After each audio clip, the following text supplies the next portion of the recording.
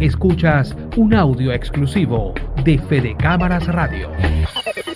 Trata de lo siguiente: 11 países de América Latina lanzan una iniciativa contra la inflación.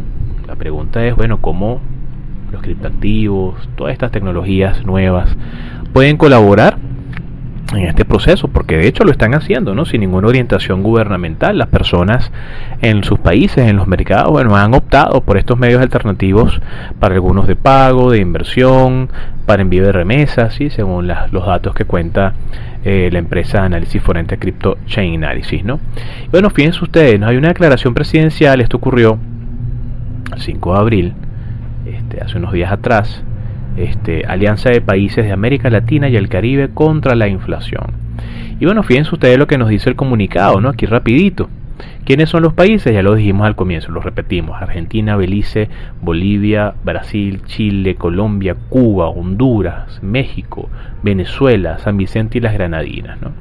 Ellos dicen por aquí que, considerando que el abastecimiento a escala mundial de alimentos y productos de la canasta básica, incluyendo los granos, está siendo afectado negativamente como consecuencia del contexto internacional, también como afectación todavía de la pandemia del COVID, y que hay una abultada deuda externa que afecta especialmente a los países de bajos y medianos ingresos, hay un impacto negativo de los fenómenos climáticos sobre la producción del área agrícola, ¿no? También destacan la necesidad de contar con un sistema financiero internacional justo, democrático, inclusive, para impulsar la recuperación económica de los países.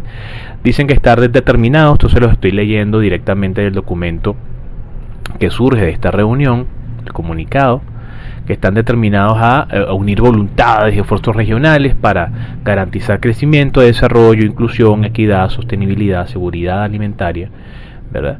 Y que están comprometidos estos países que les mencioné en fortalecer sus economías internas, pero también la economía regional, a través de la alianza de estas naciones, desde el punto de vista de los sectores productivos, donde priva la solidaridad, la cooperación internacional, a través de encontrar alternativas para el acceso económico a productos, alimentos básicos, complementariedad en los países.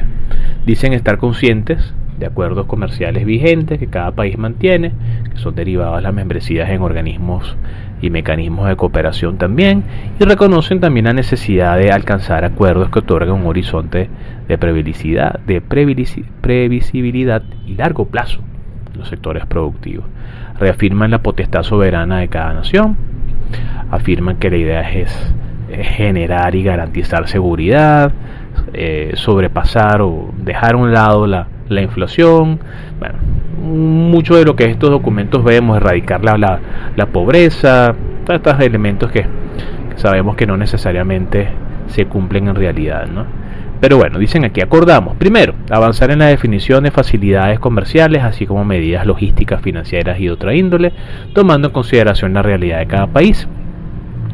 2. Crear un grupo de trabajo integrado por representantes de cada gobierno para determinar las medidas de cooperación regional mencionadas.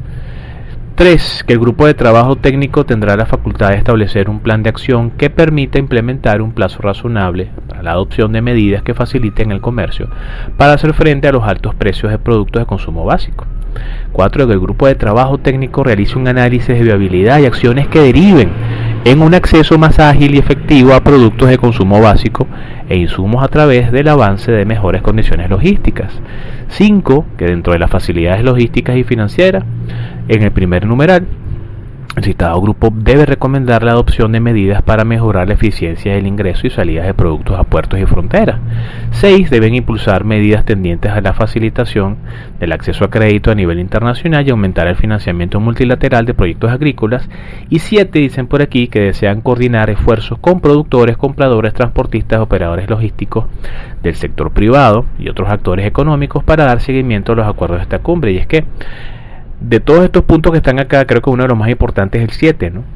O sea, la participación del sector privado, la importante participación del sector privado para la superación de estos problemas, que tomando en consideración la orientación política de algunos de los países mencionados en este grupo, bueno, sabemos que no necesariamente los sectores productivos y el sector privado de estos países son los que están llevando la actividad económica sobre sus hombros, ¿no?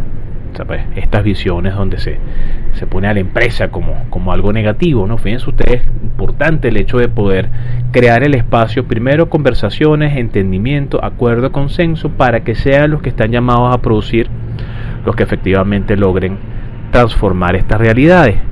Finalmente se ponen de acuerdo acá y dicen que van a continuar los trabajos en el marco como compromiso establecido durante la séptima cumbre de la Comunidad de Estados Latinoamericanos y del Caribe, la CELAC, del 24 de enero del 2023, y que debe extender la invitación a los demás países de la región para que se sumen a esa iniciativa, ¿no? Hablan por acá de reunirse en el mes de mayo, la primera semana del mes de mayo, en Cancún, en México, ¿no? Para ver los avances de esta propuesta.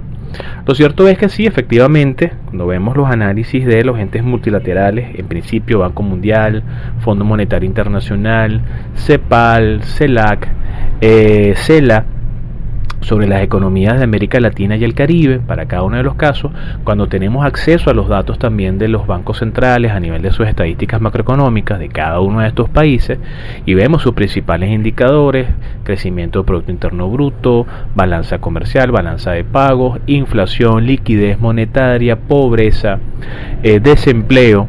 Bueno, sí, efectivamente nos damos cuenta que al compararse ellos mismos con respecto a años anteriores, para muchas naciones, bueno, la situación no es la mejor. Esto es una mezcla de tomas de decisión de política económica, temas políticos, cambios de gobierno con visiones distintas, más el entorno global, que no podemos dejar fuera esto, que efectivamente pues afecta la dinámica comercial de las naciones internamente y con sus vecinos y el resto del mundo. Es una realidad que la mayoría de estos países que aparece acá, bueno, tienen condiciones bastante complicadas, y bueno, es la unión de una cantidad de naciones que tratan de, ante la ineficacia de muchas de sus políticas aplicadas en el mercado interno, buscar espacios de acción donde históricamente, bueno, ya por toda esta cantidad de grupos regionales que existen y de los cuales muchos forman parte, bueno, no necesariamente estos acuerdos se traducen en bienestar para las partes que firman, ¿no? Los mismos. Siempre hay uno que en definitiva termina generando un poco más de beneficio, un poco lo que ha sido la historia de Venezuela con la gran cantidad de naciones que han firmado acuerdos con nuestro país, y que en definitiva, cuando vemos la relación comercial, termina siendo incluso más favorable para el otro que para Venezuela. Pero lo cierto es que es una realidad que para salir de la situación de inflación, si bien la propia política económica no es efectiva, no es eficiente, bueno, mirar hacia afuera es importante. Lo que huelga acá es la gran pregunta de cómo las políticas económicas de estos países, si bien no necesariamente están siendo lo más eficientes del mundo para corregir sus desequilibrios, bueno, pues puedan entonces orientarse a afinar una visión conjunta en términos de rescatar pues la producción, porque el problema inflacionario no se resuelve solamente con política monetaria y cambiaria. El problema inflacionario se resuelve principalmente con política productiva, política comercial, en mercado interno, mercado externo. Y lo cierto es que ese punto 7 que les comentaba, que es el más importante, es fundamental para que cualquier iniciativa de donde venga a nivel de recuperación de la economía de un país pueda funcionar. Verbigracia el caso nuestro, ¿no? Venezuela requiere urgente una mayor participación con cancha, con elementos de seguridad, con acceso a crédito, con acceso a financiamientos, de la mayor participación del sector privado, porque es el sector privado quien principalmente tiene las herramientas, el conocimiento, las estructuras, la visión para acometer los cambios necesarios y colocar a los países en la senda otra vez del crecimiento y desarrollo. Si en cada una de estas naciones que se menciona dentro de esta alianza de países de América y del Caribe no se le da el protagonismo que tiene el sector privado, mucho de lo que se dice, que se destaca, que se acuerda, que se considera, que se determina, que se es consciente, que se reconoce, que se reafirma, que se compromete, mucho de lo que aparece en este documento, bueno, efectivamente no se logrará, ¿no? Porque a final de cuentas la lógica del comercio internacional pasa por una activa política comercial que se activa con un sector financiero activo, con un acceso a crédito, con una situación jurídica para permitir el desarrollo de la actividad productiva de los nacionales, sector primario, secundario y terciario de la economía moviéndose, producir para generar una oferta agregada interna suficiente, generar excedentes para poder entonces exportar, realizar entonces el análisis estratégico de cuáles son las ventajas y cuáles son los elementos en los cuales un país puede apoyar al otro, y esos son elementos que efectivamente muchas de las naciones que se mencionan acá tienen muy claras, pero no necesariamente todas están en capacidad de poderlo lograr, ¿no? Y es allí donde, bueno, esta unificación, si bien tiene sentido y es lógico, bueno, su futuro dependerá de qué tanto cada nación permita, primero acordarse, llegar a consenso y luego internamente permitir que los que están llamados a producir históricamente lo puedan hacer, ¿sí? Vamos a la pausa, vamos entonces a escuchar buena música. Venimos entonces con la parte final del programa conversando de este tema interesante y vamos a preguntarnos, bueno, qué rol juegan acá las criptomonedas en estos países como por ejemplo Argentina y Venezuela, que tienen altos niveles de inflación y que siempre aparecen reseñados en el sitio web y en los estudios y en los índices de la gente de Chainalysis. Pero nuestro tema central, que es la declaración presidencial que se hiciera desde el gobierno de México, los Estados Unidos mexicanos, sobre la alianza de países de América Latina y el Caribe contra la inflación. Bueno, y la pregunta que nos estábamos haciendo era, bueno, cómo dentro de toda esta dinámica de algunos de estos países que ya son conocidos por tener dentro de su estructura el uso de las criptomonedas, bueno, cómo esto puede de alguna forma estar presente. Y fíjense ustedes que uno de los puntos que ellos resaltan acá es el incremento pues de la inflación. Y fíjense que es una secuela de esta crisis mundial, crisis del COVID. Recordemos que por la toma de decisión de no movernos, quedarnos en casa, tratar de no salir para contagiarnos, todo esto que llegó a ocurrir desde el punto de vista sanitario a nivel general en todo el planeta, bueno, pues la movilidad cayó, la demanda de bienes y servicios cayó, la producción cayó, el consumo cayó, los ingresos comenzaron a caer y los entes de regulación y control financiera, los gobiernos de los países tomaron decisiones desde el punto de vista de incentivar la demanda, incentivar el consumo a través pues de la colocación de grandes cantidades de dinero por la vía de transferencias. Ya en Venezuela eso venía pasando hace mucho tiempo por otras razones, pero en otros países comenzó a ocurrir el envío de cheques con cantidades de dinero para ser transformadas en dinero fiat, de ir a los comercios, servicios, a consumir, a mantener la dinámica económica por la vía del consumo, ¿no? Y esta visión que durante unos años, estos 3 años que han pasado luego de el tema de la pandemia, que todavía pues con algunas restricciones en algunos lugares que siguen existiendo, el tema híbrido y todo esto para algunas actividades que se hacen, seguimos viendo secuelas de esa gran cantidad de dinero que muchos países tomaron la decisión de colocar en circulación, pero que no hay una capacidad productiva real que pueda absorber ese excedente, situación que generó aumentos en la liquidez, aumentos en los precios y bueno, pues distorsión a nivel de la política económica, ¿no? Entonces la inflación sigue siendo un flagelo que está dejando secuelas en nuestras economías de América Latina, así como otras partes del mundo. La situación no parece mejorar, porque fíjense ustedes que por ejemplo el Fondo Monetario Internacional en 2022 mostró la variación pues de los precios en la región, pues había aumentado un 14.80%, ¿no?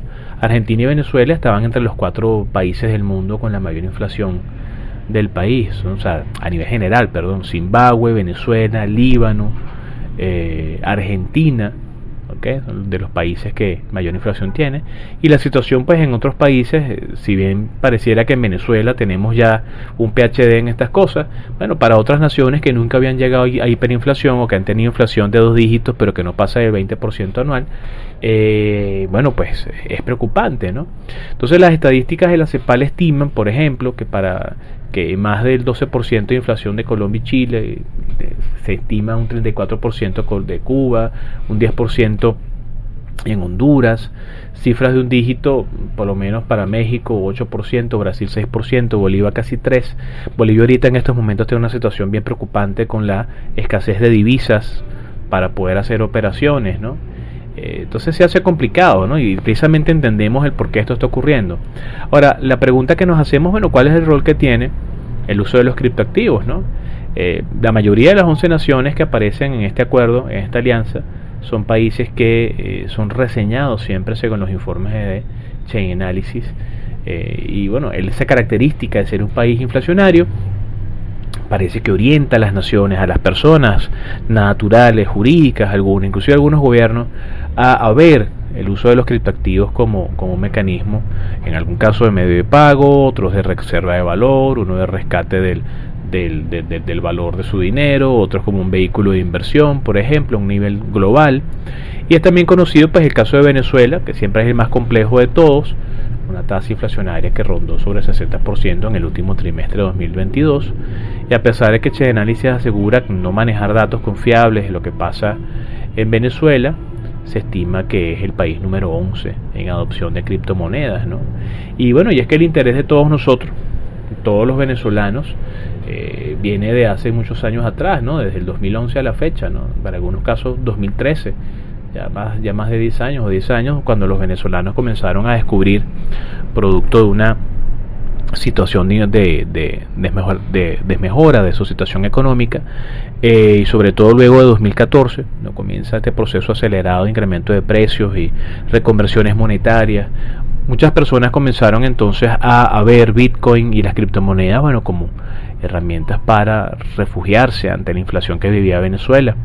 Un criptoactivo que en principio no dependía de la política económica nacional y que, bueno, al final de cuentas se vio afectado por toda la dinámica global, ¿no? Hoy por hoy, bueno, por lo menos hoy lo estábamos diciendo en la sección de noticias, el precio se encuentra sobre los 30.000, pero dependiendo del tipo del perfil de cada persona que es tenedor de criptomonedas, esta variación de precios que estamos viendo en los actuales momentos será más benéfica o no.